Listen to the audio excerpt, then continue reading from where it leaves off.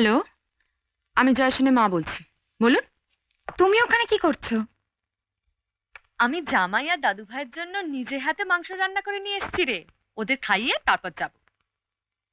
ফোনটা একবার ওকে দাও তো। ও ও তো বেরিয়ে গেছে রে। বেরিয়ে গেছে? মোবাইলটাও দেখছি এখানে ফেলে গেছে বাড়িতে। হ্যাঁ রে, কিছু বলে দিতে হবে? মা, আমি একটু এখানে আটকে পড়েছি। এখানে এদের রেকর্ডিংটা শেষ হয়নি, আর 7 তারিখ আমি জয়ের রেকর্ডিংটা করতে পারবো না। তুমি জয়কে বলে দিও ও যেন ওর রেকর্ডিংটা একটু পিছিয়ে দেয়। আচ্ছা রে। মা, একটু মনে করে বলে দিও কিন্তু, না তো ভীষণ বিপদে পড়ে যাবে। আমি অবশ্য রাত্রিবেলা ফোন করে নেব, তুমি তাও মনে করে বলে দিও, হ্যাঁ? আচ্ছা বাবা, আচ্ছা।